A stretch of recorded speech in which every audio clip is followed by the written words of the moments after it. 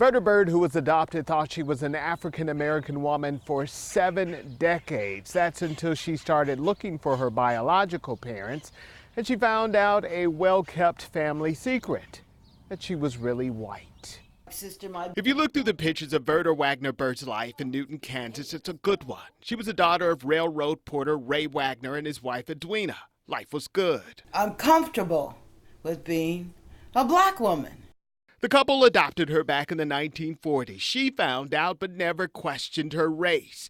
But her story of privilege and progress turned over a shocking page. At age 70, she found out she was white. And I grew up not questioning birth or anything else because it was never told to me that I was born white. Missouri adoption records show she was born Jeanette Beagle, the daughter of Earl and Daisy Beagle, Caucasian transients. Jeanette became a ward of the state after her father walked out on 10 kids and her mother fell nearly 30 feet in a trolley accident. I wouldn't go back to my birth name if I had to. Jeanette Beagle does not fit Verda Bird. Jeanette Beagle does not have an education. Jeanette Beagle has no Social Security money because she never worked. She never even went to kindergarten. And Verda Bird, who was ripped from her white heritage, has definite opinions about Rachel Dolezal, the former NAACP leader who chose to be black. Why are you so upset with her? Because she lied about her race. I didn't lie because I didn't know. At the end of the day, Bird admits that she and Dolezal have made the same decision about race, just for different reasons. Marvin Hurst, KENS 5, Eyewitness News.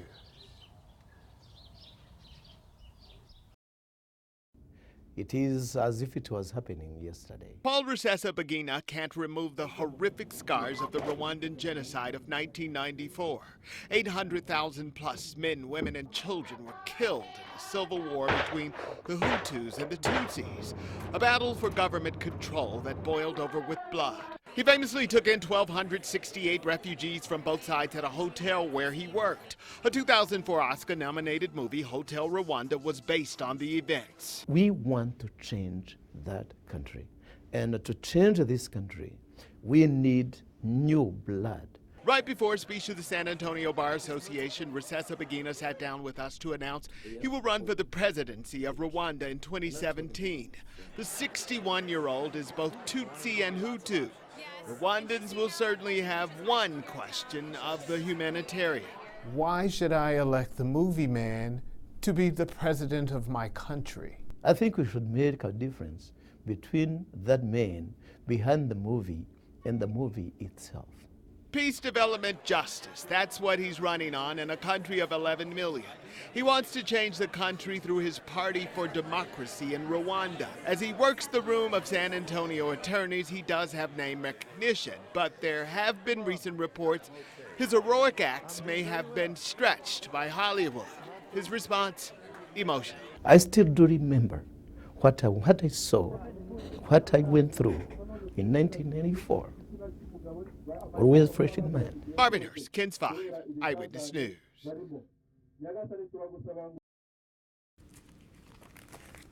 I mean, there are some kind of sad things. There are programs for babies who died. Matthew DeWalsh flips through a living more. And there is one case of a murder-suicide, and we have both the murderer and the victim programs from both of their funerals. The volumes evoke pain and pay homage to the dead. There was one case where a young woman died in an accident and her aunt died the following day of a heart attack. The Texana Genealogy Department at San Antonio Central Library is archiving the obituaries of African Americans. Also, we thought, you know, this is an underdocumented segment of the population that really needs to be represented. So 10 years later, they have 4,500 obituaries. Tuskegee Airmen and Negro Baseball League players and local politicians and doctors and lawyers and famous business people.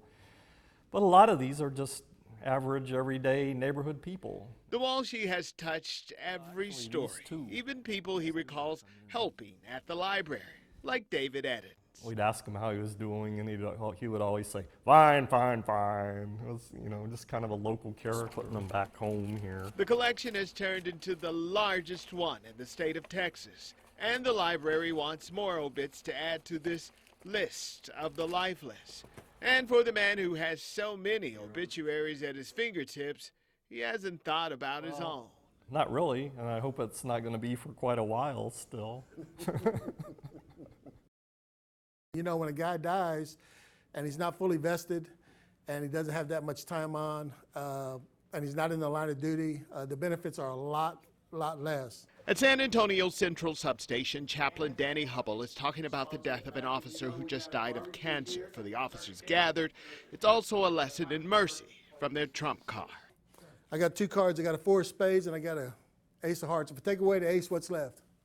You weren't paying attention, Ronnie. Let me do this one more time for you. I think that officers, police officers, we have this mindset, or we have this, I guess, misconception that we have to be tough guys, and we can't really show our emotions a lot of times, because we have to be the rock, for the community when we go to calls where there's tragedy and whatnot. Chaplain Hubble's team shares the ride, so to speak, with police.